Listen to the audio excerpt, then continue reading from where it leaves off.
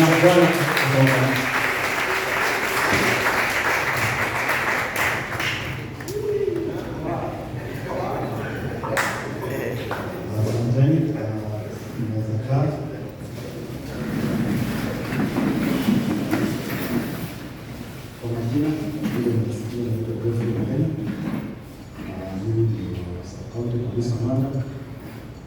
Hii jina imeletwa tu katika ile kitu tumepewa, tukatoa wale majina ya zamani tukapewa wengine mapya, sio itisho mpaka tuzoee.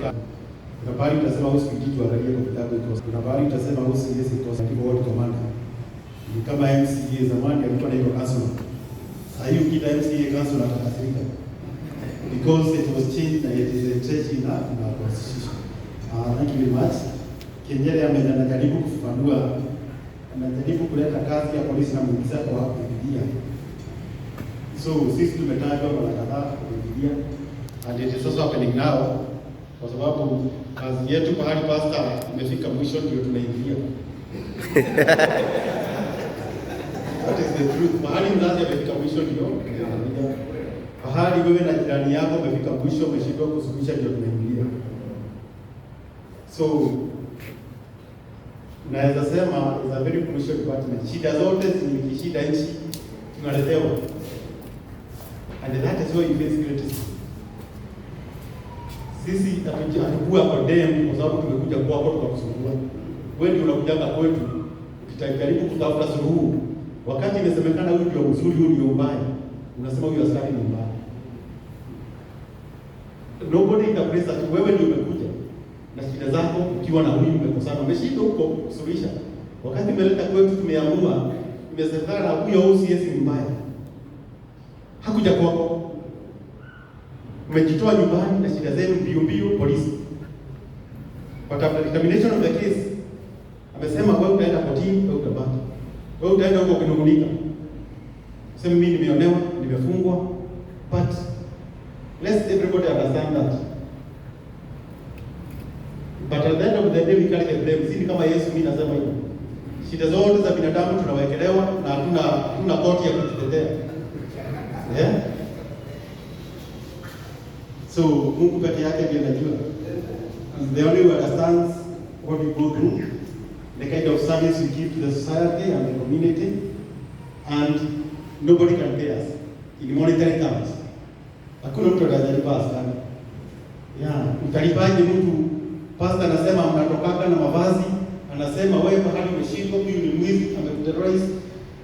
Unaenda na kuona kwa sababu uko na uniform, unajua kuna mtu wewe atapiga mbele. Na amekusoma kwa sababu anakuanga amekustadi. Wametoka na station na gari, wanakuja, hata mwingine nawaambia wamefika hapa. Wacha tuwagoje hapa. So umejitolea. Wewe unaingilianga kwa kifo ukiona. But you can't turn back.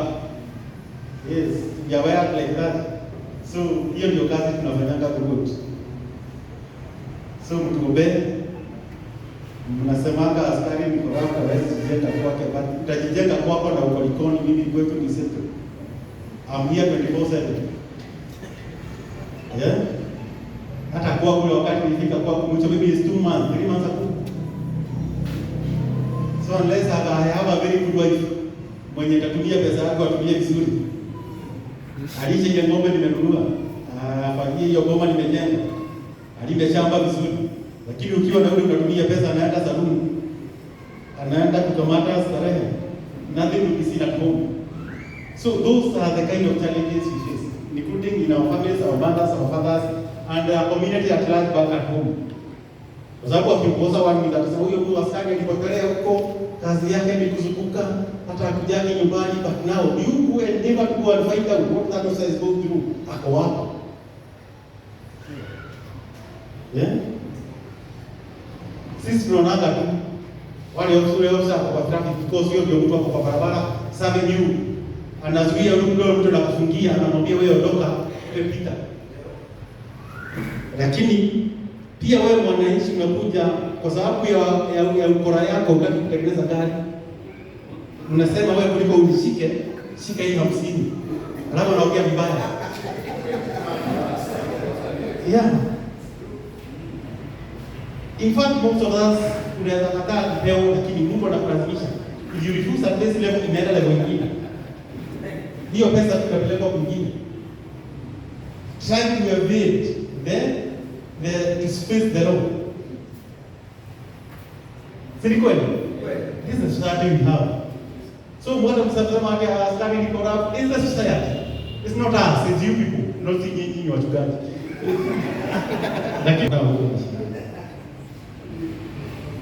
I mean, Asamaka is not only the service. It is each and every. Because you have the county government. Tunajua ile budget wanapewa. It is red. Billions of shillings. Do you question them? Hiyo mnasemanga. Kwa nini? Kwa nini? Why don't you account for what governor is given? Muulize hii Drew ulipeleka wapi? Ulipeleka wapi? Ulipeleka wapi? Can you see it? Na hiyo ndio inafanya maybe we face some of the challenges we have, including and also. You know, I'm not a politician. I'm just trying to open our eyes. The society is biased against the police officer. Publicity media. Polisi akifanya kitu is news. Akifanyiwa kitu is not news. Ni kawaida. Afadhali ng'ombe ya Masai hiyo protected kuliko maisha ya askari. You have seen it now. Yeah, when a vehicle runs over a Masai cattle, ng'ombe za Masai wanapokea barabara. Kuliko ulize dereva mwenye amenyanga ng'ombe yake, anakata askari mkono. Na askari ameenda kuokoa. So, and it's becoming challenging day by day, because I think we are not realizing the important work done by our police officers. Hatujajua. Na every day inaendelea ikifunikwa. Instead of bringing up what we are doing, the kind of work we are doing to serve this country.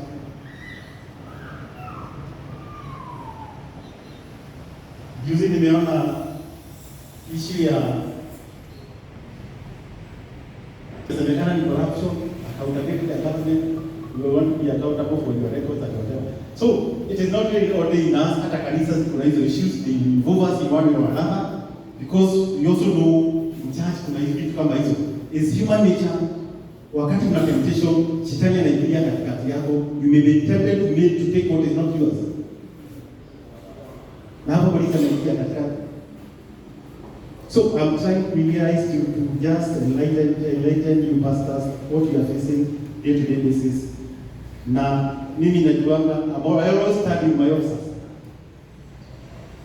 Mimi nasimama na afisa wangu. Na ukiguza ofisa yako umenibuka. You touch my officer, feri umguze wapi hata kama ni nani umguze. I can't sleep. Kwa sababu nauliza wewe umempata pale, umeanza kumchallenge kumtukana. Amekaa pale kuanzia saa 12 ukiwa unalala. Ameshinda pale kwa jua mpaka jioni. Wewe umeenda kufanya shughuli zako, alafu unakuja unapata unaanza kumsukuma. Hoi. Yeah? Mimi amejitolea kusaidia. Anyway, those are some of the challenges. I have my commanders here. Right, commanders for some of them in charge of very big areas, highly populated in Likoni. I also included the DCIO, Ulaya hapa, na base commander, who are man traffic. Because also traffic is a very crucial department. I don't know how we go about it, because me I thought it would be an interaction section. Kama ni watu ya majisafi wajue OCS yao, watu ya Likoni wajue OCS yao, wale watu ya feri huyo ni wapitani, wale wakupita mmujue, in case of challenges za pale, wale wakujueni mjue nani ya kujueni. That's the only way you can say that this meeting is here. Kwa sababu mine was just to have a backup ya watu mwenye anaweza yana kitu inafanyika kwa community na utobie, we can see this and this happening kwa wale watu ni sana. Kama mshirika wako akuja na shida ya nyumbani, akwambia mimi natuhumiwa, mimi nafanywa ABCD, nimejaribu kufanya hivi haijapata hatia. So that's why I do all the effort to let our happen, so that we can have open channels to know what is happening down there, wale community reserve. We have tried to do much kuingia huko kwa watu, tumejaribu kuingia watu ya community policing. Wamefanya yao, however kuna challenges because most of them hata wanafanya na jicho kile ikiangalia nyuma. Kwa sababu mimi nimezaliwa hapa, ule mhalifu ndugu yangu, ule mwingine ni mtoto ya brother yangu. So iko na limitation. Utapata kuna kwa sababu ukimshirika kama amesuluhiwa huko kwa boma hata akija kwa kanisa hapa. So we want to bring a very good environment when wanakuja kwa kanisa. Yes, Chekich.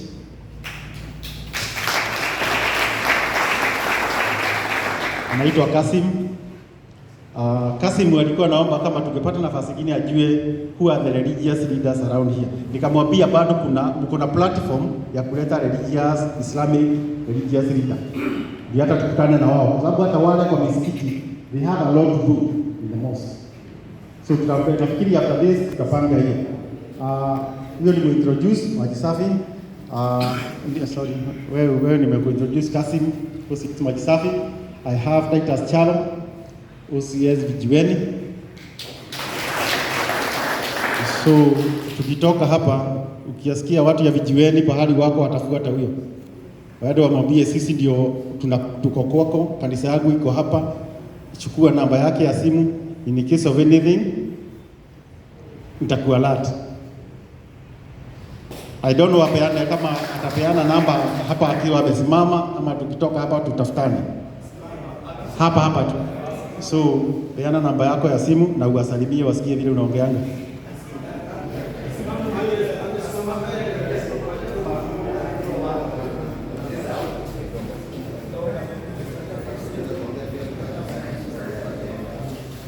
Haya, Bwana Yesu asifiwe.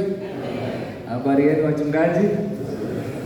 Mimi naitwa Titus Chalo, OCS ya huko Vijiweni. Watu wengi wanajua kama Mtongwe. Hii area ya Mtongwe, mimi ni OCS ya huko. Ukiwa na shughuli ya pande hiyo, mimi niko hapo. Namba yangu ya simu ni 0714 370 914. Tumepata? Haya, sawa, asanteni sana.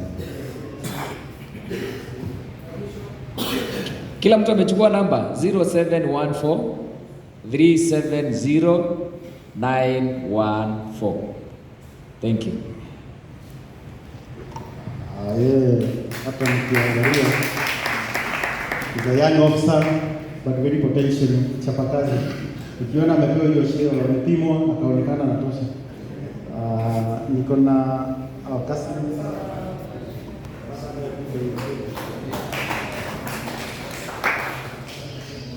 wachungaji wote. Bwana Yesu asifiwe. Asifiwe tena.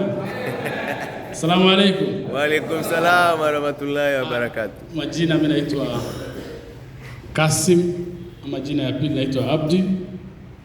Mimi nilikuwa nimeongea na mkubwa wangu leo, hata nimefurahi vile ameniambia nikuje hapa. Nilikuwa na shida sana na ile watu walikuwa wanataka zaidi ni wachungaji na maimamu ya area ya Timbwana. Vile amesema everything has limits. Sana sana kama hii wazee wa mtaa ama watu ya community policy wako na limits zao. Unakuta sasa wewe ni community policing chairman na mtoto wako mchungaji, sidhani kama ataficha. Ama mimi mtakuwa na limits. So tafadhali kutoka hapo sana sana. Naona kama imetajwa mahali mbili kwangu. Pale zamani ilikuwa inaitwa Half London ama siku hizi ni London, si ndio? Hiyo zone ya hapo na zone ya makao mapya. Majengo mapya. Nafikiri hizo zone mbili ndio ziko kwao. Kama kuna zingine, tafadhali hiyo watu nawataka sana. Wachungaji wa kila mahali tuwe na program zetu hata sisi. Thank you. Namba yangu simu chukueni 07. Uko tayari? 0712 42 0712 Tuko hapa sisi wote 42 8888. Hiyo namba rahisi, nafikiri kama call box ya 99. Thank you. Naitwa Kasim Abdi, Chief Inspector OCS Majisafi. Wenye wako hiyo area hospitals, Celtelo A, Celtelo B, sijui inaitangwa, kuna sijui pale inaitwa Afghanistan ama kunaitwaje hapa military Ushindi, Buffalo, hiyo Brazil, Havladan, hiyo ni area yake. Angeshukuru sana kama mngejuana, mkae pamoja kama watu ya nyumbani, muone vile mnaweza suluhisha zile shida ziko pale. Watatu wanaitwa Jesse Okiru, wacha ajiongee. Naona ni mfugaji, atasema. Asante sana. Bwana Yesu asifiwe. Asifiwe tena. Ningependa kuchukua fursa hii kumrudishia Mungu shukrani kwa kunipa fursa kuiona siku hii ya leo na pia kuniwezesha kufika mahali hapa na kukutana na wachungaji. Si rahisi. Unajua mimi mara mingi nikikutana na wachungaji kule na wasalamia kila wakati, manake mimi mtenda dhambi. Naamini kwamba nikisalamia mchungaji sasa nazipunguza nikifika huko siko kidogo. Yeah, mimi naamini hivyo kwa sababu usiku alishika vazi la mimi nikisalamia nyinyi msioni nipunguzia tu dhambi namna hivyo nikifika huko imepunguka. Nashukuru tena Mungu. Unajua mchungaji hapa alikuwa anasema zii kazi za polisi. Kazi ya polisi kwa injili ni kubwa sana. Amesahau nyingi. Manake hata ukiangalia wakati Yesu alikufa akazikwa, nani wa kwanza kuona? Unajua sisi tunasema ati mama ndiye aliona wa kwanza. Ni askari aliona, alijishuhudia mwenyewe, mawe ikiangushwa huko aliona. Na mhubiri wa kwanza alikuwa askari, manake alienda akaambia wakubwa yake kwamba huyo mtu amefufuka.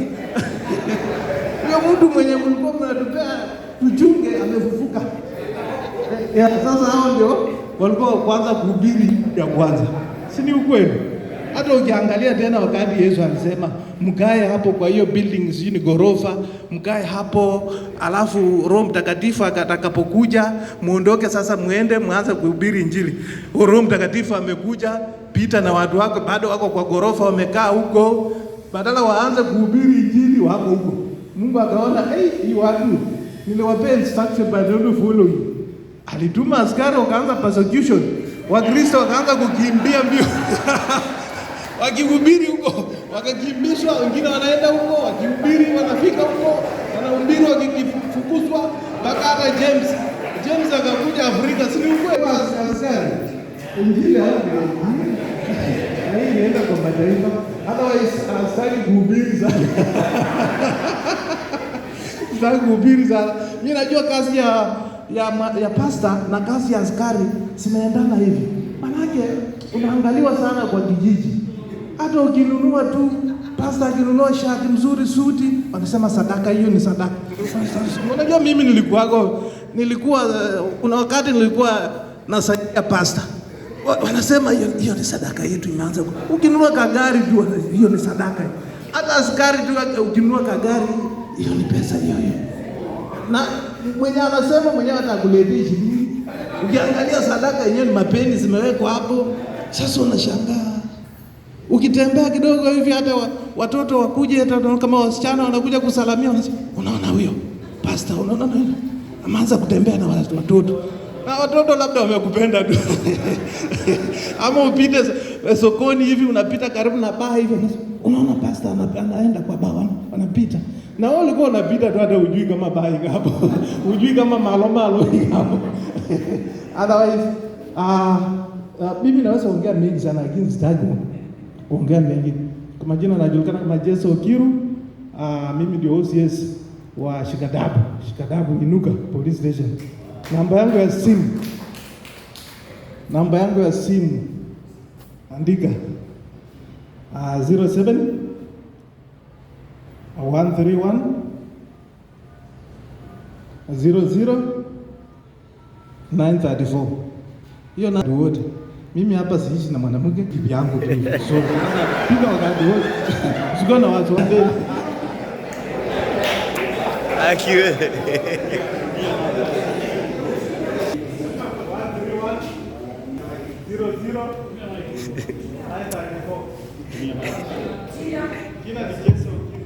Jesse Okiru. Jesse si ni baba wa Daudi ama ni nini? Sina vitu kama hivyo. Asante. Sasa umeona kuna pastor OCS. Wewe umewapea namba gani? 118. Oh. Haya, wacha ninyamaze na hii. Wacha watumie hiyo ya ofisi. So huyo ndio OCS ako pale mwaka moja, na wale wanaishi hata hajafikia mwaka. Kuna mwaka? Bado mwaka, na wenye wanaishi hiyo barabara mchanga Shikadabu huko, unaweza sikia uzito yake wakati amekuja pale. Kuna mabadiliko kubwa. Ukiona vijana wamepotea area hiyo, watu wanaweza tembea usiku saa hii, watu wakifika station wanasikizwa. So ameleta impact kubwa. Wenye wametoka hiyo area ya Shikadabu, chukueni namba yake mumtumie vizuri kwa ile wakati yako hapa, ndio tuone kama wenye wanajenga huko mtakaa na amani. Si ati ukishimba choo mtu amekuja pale anasema sijui choo, sijui tulikuzia mchanga, hii choo ni yetu, sijui ulete hii ndio uendelee. Ati weka mabati umenunua. Ati sasa iwezi weka roofing mpaka sijui tuombe mababu gani ndio hivi mtu tunaomba. Ati tunatoa pesa kwa tunataka kuaita hiyo maneno. Don't do you. Utopia this the leader ya hii gani. That's the only way tunaweza identify ile tunamapproach bila kusema wewe ndio unasema, na tuone vile tunadili na hiyo watu. Kwa sababu tunajua hizo vitu ndio zinasukua hapa. So the next person ni anajijua OCS wa Feri.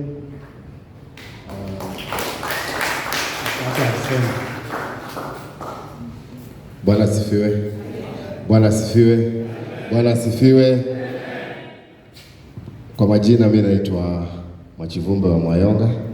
Mimi ndio mkuu wa kituo cha Feri, ambayo ukikosa kazi town, asira zote unamalizia pale Feri. Pale sina residence, watu hupita tu, lakini ile uzito inakuwa pale ni hali ya juu. Ni ile neema tu ambayo ndio inafanya tufanye kazi, na kazi yetu ni sambamba. Mimi nikiteka advantage ya victim ambaye amekuja kwa kituo changu, nachukuliwa hatua. Pia vile vile wewe ukinyemelea kondoo unachukuliwa hatua, lakini hauonyeshi kidole, wewe una afadhali kidogo. Mimi nabebewa mpaka matawi, lakini siku hizi kanisani naona pia wanabeba matawi.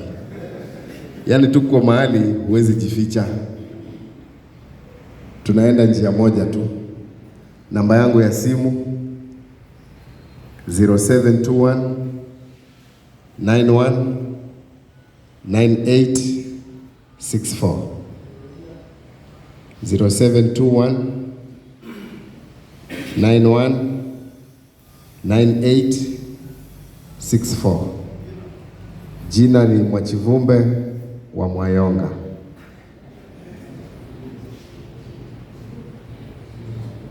Paybill, sorry. Very much. Wale ukijaribu kuruka fence upite hivi katikati, ukamatwe na security unapelekwa station yake pale. Kama utrai kumisbehave. Pia kuna kazi nyingine. Wale watu wamekasirika na maisha, wako frustrated, amefika kwa Feri anaona bahari tu ndio anaweza jirusha. Ndio shida yake iishi. Sasa shida inakuwa kwake. Kwa sababu yeye ndiye anaangalia, atafute divers, atafute motorboat ya rescue. Bahati mbaya mtu akienda na maji yeye tu ndiye atatoa, ajue vile yeye mtu atapelekwa. mahali atawekwa kabla tutafute watu yao. So ako na challenge mingi sana pale, muombee. Umesahau? Muhimize waumini wenu kwa Anasema mwahimize waumini wenu wakuwa wanatembea na vitambulisho. Huo si ukoloni, maanake tukipata mwili pale ndio tujue kwenu na nini inakuwa kazi sana. Muhimize hiyo sana. Asante. Sawa sawa, asante sana. Nianze wapi? Wacha nianze kwa Ndei. Atajisema huyu ni Walikoni. Nafikiri tuko kwake huko. Bwana asifiwe. Asifiwe tena. Basi mimi ni furaha yangu kuwa kwa mara ya kwanza nimeingia kanisani Likoni. Lakini sio hivyo. Mimi ni mshirika wa kanisa la Methodist Mtwapa. In fact, mimi ndio development chairman. Sasa naandika siku moja. Wow. Nilipozaliwa ni Shida Steve. Nilipoajiriwa kaambiwa naitwe Derek Shida Steven. Nilipookoka nikaongeza Jabez. Unaona 1 Corinthians chapter 4 verse 10. Si mnaelewa hiyo story? Bas. Ninashukuru kuwajua zaidi. Mimi ndio OCS wa Likoni, which is the mother station. Mara nyingi nabeba mizigo ya station zote, watu wanajua Likoni. Hata ikifanyika kitu huko Inuka, kwa habari inasema Likoni. Ikifanyika Vijiweni, kwa habari Likoni. Ikifanyika Shell Beach ni Likoni. Lakini sababu naelewa na Likoni, nilikuwa najulikana Likoni all over. So hiyo nimezoea na tutaendelea na kazi, na ile ninataka mfunguke na waumini wenu pamoja na nyinyi, tuweke urafiki, because kama tunaweza kuongea weke urafiki, utaweza kuwasiliana bila kushuku mwenzako. So tafadhalini tuendeleze urafiki. Namba yangu ya simu 0725 45 5683 0725 45 5683. Basi mzidi kubariki. Asante. Derek, sijajua unaitwa Stephen. Ni mzuri kuja kwa kanisa na confess ile majina utumiange tunazijua. Huyu naona kuna pahali ana serve na ile community ni very conservative. Inakaa kama huko kwa mafia. Ile imefanyika ndani yao ni yao, hawaongei, hawataki julikana. Hii ile inaitwa, hata tukiwa hapa kienda ng'ambo ile uteremke pale amepakana na Mtongwe uende pande hii. Unaitwaje pale karibu na bahari hapo karibu na station hapo? Inaitwa pande ile huko. Achana Mweza. Hata hapa kuanzia hapa inaitwa, hii kiwanja iko hapa inaitwa Soweto huko hapo. Hiyo community ni wale wazee wamezaliwa pale, wamezaa watoto wako pale. Hao ndio wana export watu pande hii wamenunua huko. So ile ni kama origin ya hii watu wa Digo wa huko. Na pale hawasemi maneno yao, inaishianga pale. Na kama kuna pahali saa hii nimekuja kugundua hii kama kuna pahali hatari ni huko. Na watu hawaongei. I think it's only through the church and your members. Nyinyi ndio mnaweza tuambia habari what is going on, who is the criminal, nani mtu mzuri, nani anauza hii, nani hauzi hii, kwa sababu zinauzwa huko. I was shocked to learn the other day at siku hizi fichwa boma ya watu. Siku mbili inatolewa. Kesho inatolewa inalala huko. Kesho kutwa hiyo ni kupoteza trace. Na ukilipwa. Sasa mnajua tu hapa mtu akilipwa pesa hata kama ni kidogo, yeye anakubali tu. Hajali, bora ni pesa. Amepata mkate ya kila siku. Yeah? So let's keep on, if you observe such a threat, ama mtu akuibie siri kama mchungaji, kwa sababu the people you serve are very confident in you. Mtu atakwambia mimi kwangu kuna mtu nimeona anakaa hivi, na hiyo mtu si mzuri, na unanyamazia kwa sababu hujui utapeleka hiyo maneno wapi. Sikurudie, tafadhali usinyamaze na hiyo maneno. If you hear anything, just come out. Mimi nione mimi mwenyewe. Kama unaogopa mtu mwingine, niambie nimesikia hii mahali fulani, chunguza. Takutumia bibi zangu. Naona uko na kitu ya kusema, unaweka kidole. Oh, sawa. Yeah, what I'm saying, I know, I get information from where I sit. So hata ukiniuliza mahali fulani, I know something which is happening. Lakini tunataka confirmation ile kitu ni kweli iko hapo. Hata tukikuja tutajua tunafanya ile kitu ile sawa sawa. Hatutaki kukosea, kwa sababu tukikosea tuje kwako utatulaumu. Utasema mnaniotea, mlikuja kwako illegally, where is the warrant of search and warrant, vitu mingi ya sheria. But maybe ni kukosa, tumekosa target yetu. Yeah, so we'd like to be as accurate as possible. Tusije tukasuguana na wale watu innocent. Wacha tuongee na madam ndio tuwe gender sensitive. Atuambie anaitwa nani, ile kazi anafanyana.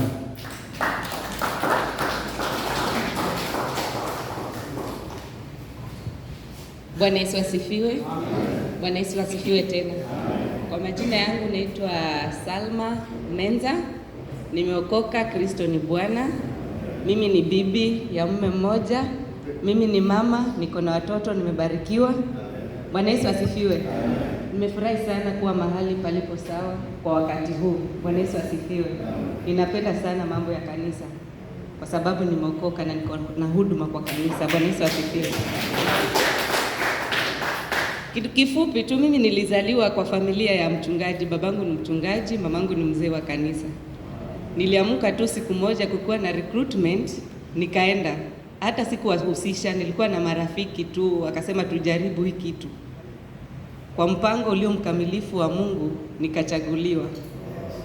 Katika ile karatasi ile huwa tunapewa, kuna mahali ambapo panajazwa aidha na mchungaji, chief na mahali kama hapo. Sasa si mimi, babangu hata ndo pasta wangu. Nikaenda nikampatia.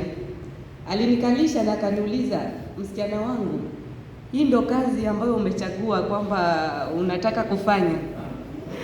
Mara ya kwanza ameniambia, ulienda hata huku niambia. But mimi naona polisi, hapana, haijanifurahisha sana. Bwana Yesu asifiwe. Okay, the point is, uhusiano wa polisi na sisi ama watu ambao tuna Wakristo, kuna ka judgment fulani kenye kako pale. Na mimi niliona huo mwanzo tu, nilikuwa msichana mdogo tu mwenye natafuta kibarua nifanye nijisimamie kimaisha. Bwana Yesu asifiwe. Yeye akajaribu kusema kuna notion nyingine ambayo tumepewa na ulimwengu. Bwana Yesu asifiwe sana. Kwamba kuna ile tu utaenda utajua bunduki, itafika wakati utaua, vitu kama hizo. Those are the things that zilikuwa nafikiria. Anaona kama sasa mimi nimeanguka kiukristo, sasa msichana wangu ameenda kule, kila kitu ya kule, nimeenda kwa ulimwengu sasa. Lakini nilikuja nikamprove makosa. Alipoona nimemaliza vizuri, akaona nimepata mchumba, nikamletea ile inatosha, tukafanya harusi, ikaenda hivyo mpaka mwisho. Akakuja kama kumbe hata Wakristo kunao, hata polisi kunao ambao wameokoka na wanachagua Mungu. So acha nimalizie hapo. Mimi ni base commander hapa Likoni. Nimekuja juzi, sijamaliza hata mwezi, sasa ndio naenda kumaliza mwezi, maybe by the end of this week. Bwana Yesu asifiwe. Ni nani hapa kuna gari? Ama kama huna gari uko na pikipiki, Bwana Yesu asifiwe. Huko ndo ambapo mimi ninafanya kazi. Bwana Yesu asifiwe. Hapo najiona niko mahali pasawa sana. Bwana Yesu asifiwe. Ile pikipiki yako mchungaji, hakikisha iko insured. Bwana Yesu asifiwe. Tunawashika sana hapo kwa barabara. Naambia mimi ni mchungaji. Okay, nitafunga macho kwa sababu uko na chepeo ambayo ni special ya Mungu. Nitakusikiza mchungaji, nitakusamehea, lakini hata nikupeleka kotini utadilani, kwa sababu hiyo ndio kazi ambayo Mungu mwenyewe amenipea. Bwana Yesu asifiwe. Sitaandikwa dhambi kwa sababu nimekushika na nikakupeleka kotini. Bwana Yesu asifiwe. Sitaandikwa dhambi. Nitakuwa nimefanya kazi yangu. Bwana Yesu asifiwe. Hizo pikipiki zenu, kwa sababu pikipiki ndo ile mode of transport ambayo kila mtu wa kawaida anaweza afford. Bwana Yesu asifiwe. Hata mkiwa kwa kanisa au washirika wenu, najua wengine hata wanakuja wanapark pikipiki pale nje na wamalize waende. Acha the basic things za pikipiki watu kuwe nazo, ikuwe na insurance, mpaka reflective jacket kako. So unaona hata mimi wangu ni nini, lakini angekuwa kwamba huyu ni mtu na mobile. Bwana Yesu asifiwe. So mtumpeleke huu ujumbe. Bwana Yesu asifiwe. Kwa sababu tunafanya road safety awareness, tunazifanya kwa mashule. Sasa naona hata kwa makanisa tutakuja. Kwa sababu pikipiki ziko over, tuktuk tunapanga. Bwana Yesu asifiwe. So mhakikishe unaweza kuwa pengine ukanaka tukako umepea mtu anafanya biashara, the basic things. Hata tuktuk ikuwe na insurance, hata comply to the law. Bwana Yesu asifiwe. Kwa sababu watu wenye tumeokoka lazima tuheshima authority yenye iko na sheria zenye ziko. Bwana Yesu asifiwe.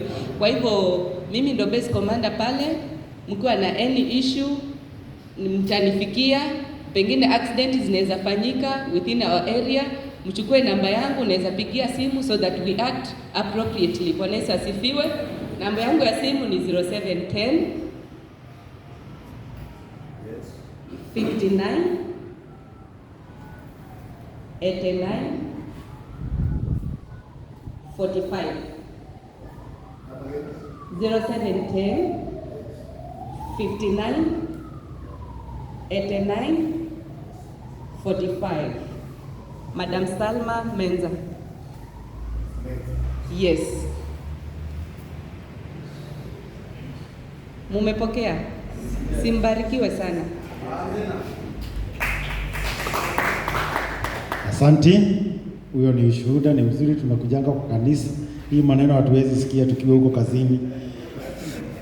Yeye ni mtoto ya mchungaji, mimi sijajua, lakini utaona mtoto umleavyo ndivyo akuavyo. Na hiyo message nimesikia, kuna mwalimu amesema hapa, leadership and family. Imeanza hapa. Familia yako ile msingi unaweka pale, atakuwa hivyo. Hata akijaribu kupelekwa na upepo anatingizwa, haita yomba sana. Hiyo pila ni itakuwa very strong and very firm. Hapo nimeweka leadership and family. Na hiyo ndio kitu inatusumbua Likoni. Issue of the family. Hiyo hata sijui tutasotu wapi, sijui suluhisho itakuwa miaka gani. Lakini pia the church as a pillar hatuwezi kufa moyo. The church ni religion. Sababu hata tuko na other religions. Hapo ndio inatosha washikemo. Because from the family it is the religion aspect. Bahali mtoto anatoka nyumbani, bahali anaanza. Hiyo ndio inaanza kumjenga. Lakini kiomba pale ndio tunapata mtu kwa saati ya north ama south ama kwa. Hiyo ndio itakuwa customer wetu. Tunasema as a leader, be obedient to the law. Personally, I'm very strict. Mimi sitaki nisibue vitu ile inatosha kuwa umefanya. Mwenyewe you know is your obligation. Ni vile huwezi toka kwa nyumba bila kiatu ama socks ama usahau kuchana nywele. Is the same way ukiwa nje, you should be a role model to the rest of the people. When kiongozi umeshakuliwa na umesimama, you are very conspicuous. If you mess, it will be the top of it. Pastor kufanya kitu ya kujata mwenyewe ni kama mimi nifanye kitu mbaya mpaka ikokea kwa mtandao, because you are very tough. Imewekwa juu, ukipaka uchafu kidogo inaonekana. Kwa hivyo let's try to be as obedient to the law. Let's be role models to the society. Let's stand to our virtues zenye tumetutoa mahali tunakuaga ikatuleta hapa, tukadeclare we are faith to be the leaders of the society. We are faith to be society, to spiritual leaders. Na that's the only way tutasaidia madam na mimi na OCS. Wewe ukikuja pale, hata ukitetea kesi kama pastor, nitaangalia utanisaidia sana, kwa sababu you have done your part. Hata mimi yangu itakuwa kidogo, lakini if you fail na unataka ndio mzigo yao utakuwa sana, nitaumwa na kichwa, kwa sababu ni rafiki yangu wewe ni pastor. But what you are bringing on my table, kulingana na ile kazi nimepewa, ni kama hesabu tunajua 1 + 1 = 2. Ile hesabu unaniambia unataka niseme 1 + 1 = 3. Itaingia kweli? Tunajaribu kulazimisha, tunajaribu kusukuma iwe 3, tunajaribu. Mwisho itabidi tupite hiyo hesabu kama ni marking chini ya meza. Unaweza kisha siku moja, lakini siku zote tuwezi ficha. Na kwa tumekosea watu wengine. So basically That's what I would argue. Niko na mtu mmoja hapa, acha niseme. Simama tisa hiyo. Ndio. Bwana asifiwe wachungaji. Na furaha kuwa nanyi siku ya leo. Ninamshukuru Mungu asubuhi ya leo. Alinieleza kuhusu hili jambo leo na nikaona pia iko muhimu kwa sababu yeye ndiye baba wa sub county mzuri, ndio nitakuwa na yeye. Mimi wacha niregelee tena niwaambie kwamba wachungaji mna kazi nzuri sana ya kufanya. Nakumbuka wakati wa ile election ile iliisha, niliona kina wale sapiti wanatafutwa hapo wafanye jambo. Si mnaona nyinyi wa maana sana ama mnalidharau? Yes, mimi I can attest to that kwa sababu mimi hata mahali nimefika najua ni kanisa imenifikisha. Kwa majina naitwa Ruben Lwambi na kwa neema ya Mungu mimi ndio DCIO. Najua mnajua DCIO. Si mchungaji amesema hapa ameshindwa kuita OCPD ile jina ambayo tunatakana tuitwe sahihi. Hata mimi nikiwaambia itawasumbua, maana nataka naanze SCCIO, Sub County Criminal Investigation Officer. Sasa ile rais naona mtaelewa haraka, kufanya hiyo DCIO.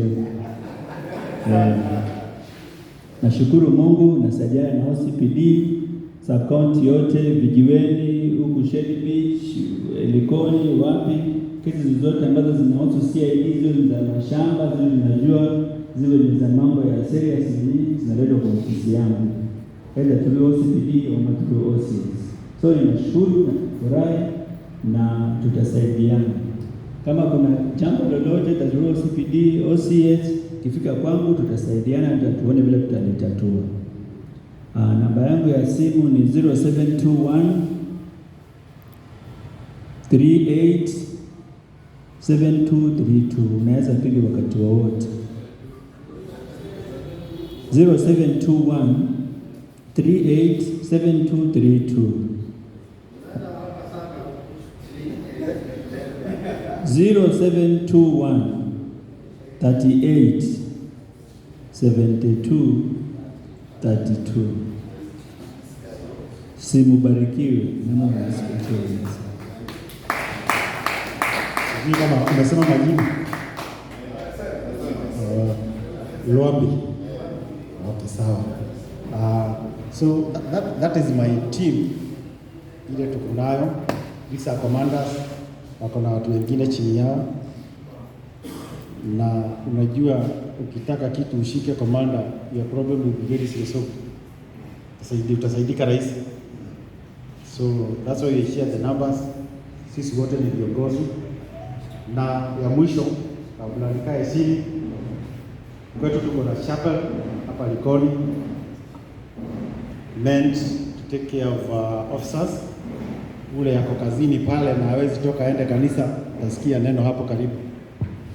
Issue of psychological issues yenye tunajua kuna kitu inaitwa mental health. We have counselors, most of them wako region, lakini pia najua kati yenu kuna wale wamesomea issue ya psychological counseling. So tungetaka tumalize hiyo chapel na pengine tujenge ofisi pale. Kama kuna ofisa wetu wako na issue of which wako wengi kwa sababu ya ile nature ya kazi yenye tunapitia, umeona mengi, maybe tunaweza pata pahali ya kuwakalisha chini tuongeleshe, na kama kuna session pahali atakuja haraka akiwa comfortable. Through our chaplain Pastor Kenyere, lakini akija kazini tunamuita Senior Sergeant Kenyere. Ameorganize tuwe na harambee 29 June, tuone kama tutamaliza hiyo nyumba, hilo jengo. Mimi nimepata yeye kuna wall, kuna mabati, imefanyika, kazi imefanyika, lakini tunataka tuone kama tunaweza imaliza ndio ifike kiwango tunaweza ita wakubwa wetu wa Nairobi. Normally chaplain ni either DIG ama Inspector General ndiye anakujanga kufungua. Tungetaka pale pahali penye hata akija ataona pako sawa kwa community at large na ofisa wake kuwa anapata hiyo huduma. Kifika hiyo wakati tawaalika, ukiwa na kitu kwa mfuko utatusaidia, kwa sababu lile jengo, hata mtoto wako akiwa polisi ama ndugu yako, hiyo jengo linaweza msaidia. Kila pahali tuko na chapa. Tumefungua Baraki juzi, Nyali kuna moja, we are almost opening another one. Kuna ingine huko Jomvu tumefungua inaitwa Maganda, kuna moja ya Maganda. So is a policy of National Police Service. Kama kila area police ingekuwa na chapel, itasaidia wale officers wako pale sana, ndio wawe na nguvu ile psychological ya kuendeleza hii kazi. Nimeshukuru sana kwa mwalimu wenu, na mimi ningeomba nikitoka hapa kama mnaweza kuruhusu na wazazi wangu tutembee, kwa sababu maofisi zimesimama na kazi inaendelea. Toke rudi kazini.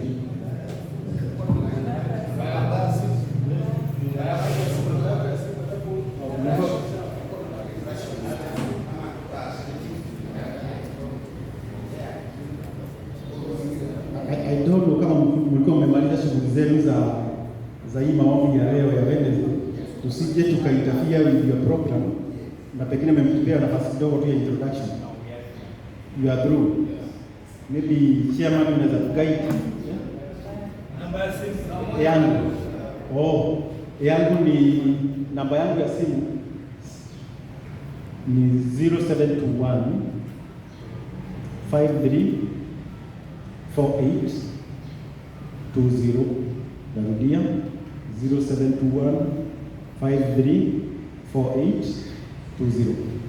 Jina ni Geoffrey Rohena. Yangu inakuanga on just in case of an emergency.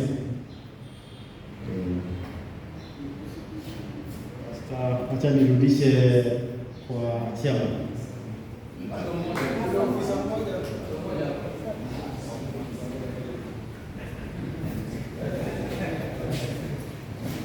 Najua kuna mwangaza pale.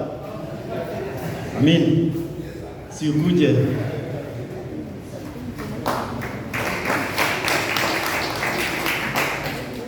Salama. Siko nimekuona. Huyu anaitwa, acha niseme jina moja, ingine atasema. Na aseme kwa dini ya Kiislamu. Pahali kama anajua kitu hapo. Hamjambo washirika wote. Bwana Yesu asifiwe. Amani uje. Kwa majina naitwa Kopra Amin Said. Mimi natoka kituo cha polisi cha Shelby Police Station ambapo nakiita Maji Safi. Nilikuwa nasaidiana na bwana OCS wangu Chief Inspector Abdi Kasim. Basi leo tuko katika mahali salama salimini, na mwanadamu ni lazima au pia katika jambo la Mungu afahamu ya kwamba amepewa akili. Ashapewa akili, amepewa na fahamu, na Mungu amepeana mifano ya kila aina, na wewe uko na macho, na hiyo macho yako mpaka uitumie kulingana na vile Mungu amekupea. Utaitumia namna gani? Kwa sababu wewe unafanya kazi ya Mungu.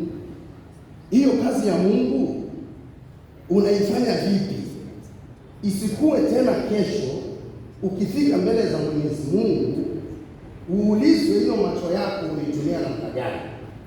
Umeona jambo wewe limefanyika, na wewe hilo jambo unalikalisha kwa akili yako na bila kulifikisha pahali inatakikana, na wewe ni mchungaji.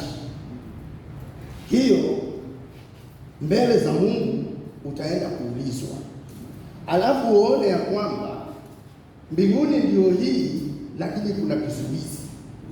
Utakuwa umefanya kazi gani? Kwa hiyo askari na mchungaji ni kitu gani?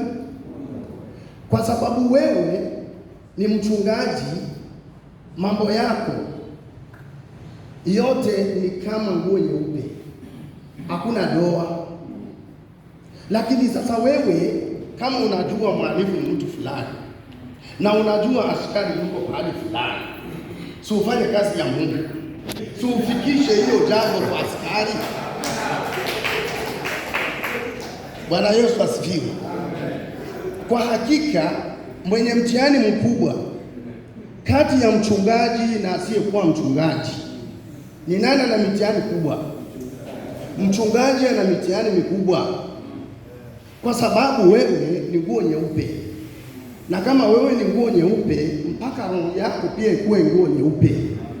Hiyo macho nayo yaonyeshe unaona, mpaka uyatumie. Hiyo masikio unayosikia, mpaka wewe ile maneno unasikia uyachunge, kwa sababu ya neno la uchungaji, basi uchuje sana. Watu wawili wakikosana wanaenda kwa nani?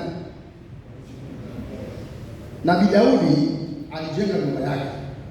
Nabii Daudi wakati alijenga nyumba yake, hata mke wake alikuwa hajui ya kwamba kati ya hiyo nyumba kuna rumu moja ambayo ni ya maombi. Siku moja Nabii Daudi yuko katika rumu yake, amekaa huko anafanya maombi.